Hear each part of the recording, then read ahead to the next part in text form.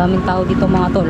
Galing kami doon, tapos bumalik na kami dito dahil nagluluto na kami.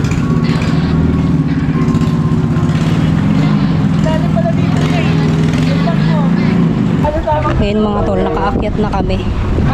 So kung makikita nyo nga mga tol, galing doon sa mga iba't ibang resort mga tol.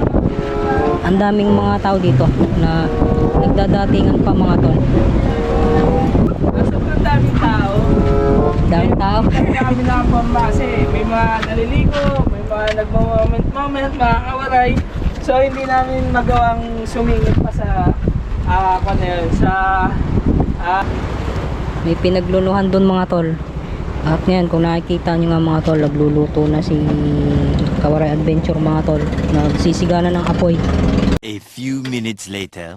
Ngayon mga tol ay nagluluto na si Kawaray Adventure. Tapos ngayon sisilipin namin yung kanyang lambat.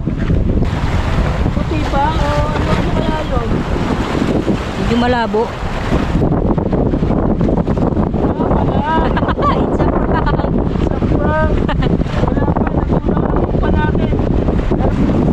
Okay, wala pang ano.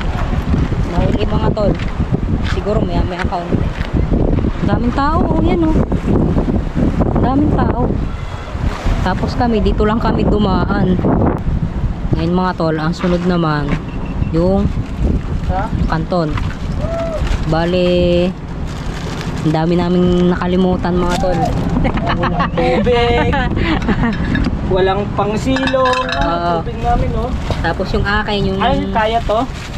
Kaya? Kaya naman, mainit na yan eh. Oo, sunogin na natin yan. Kaya. Kaya. Kaya ang ating pang luto. Okay, mga 5 minutes mga tol. Luto na yan. Luto na yan. Kumain na kayo. Kumain na kayo mga tol.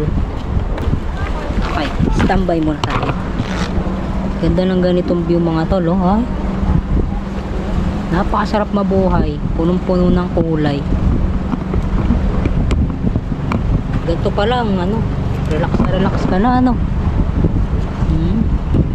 Yun lang. Hindi mo naman kailangan magpakagarbo ng mga pupuntahan. Hindi mo naman kailangan ng masarap na pagkain dadalhin. Mga simpleng Simple lang. simpleng upo lang. Kailangan gawin kong kitado po yung mga bagay-bagay.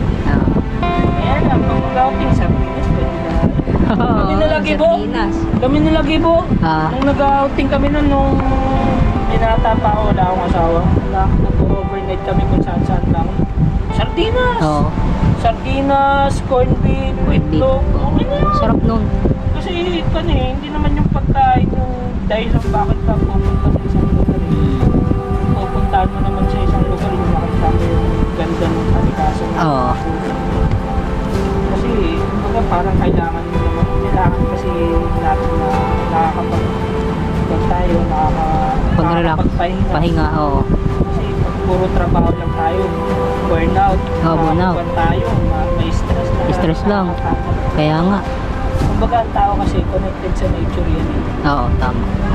Hindi siya bagay lang na basta lang parang magtatrabaho ka lang. Oo. Kumbaga kailangan mo rin ng pahinga. Pahinga, oo. Kailangan mong maghanap ng way para makakuha ka ulit. Oo. Ma-refresh ka ulit. Oo, tama. Pagsisimba, pwede naman. Pwede yun, simba ka. Siyempre, kailangan talaga yun. Kumbaga parang yun yung pinaka-first priority. Oo. Kailangan mo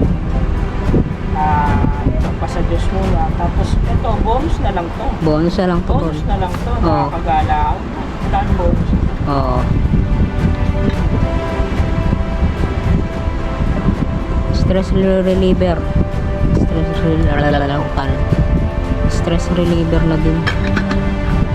Talagang nung empleyado pa ako, linggo, talagang buong isang linggo. Kahit ako nung nag-gagali ko, parang yung pakiramdam na halos parang nakulong ka lang. Wala akong kalayaan. Walang kalayaan. Hindi mo na alam kung paano mo i-discard. makakapag gala-gala ka lang kapag mahaba-haba day off. Oo. Eh, minsan pag day off mo pa, eh, papasukin ka pa. Kasi pag basta nga, papahinga. Kagala, papahinga na lang ako. Ah, Bago mo, kinabukasan, tatrabaho ka na naman, papatuloy. oo. Tapos mo, Ganun lang kami. Oo. kaya nga eh. Kaya napakasarap talaga sa buhay. May ganito mga tol, may ganito kang lugar na nasisilayan. Masarap na simoy na hangin. Tapos ayan, oh, dami pang tao.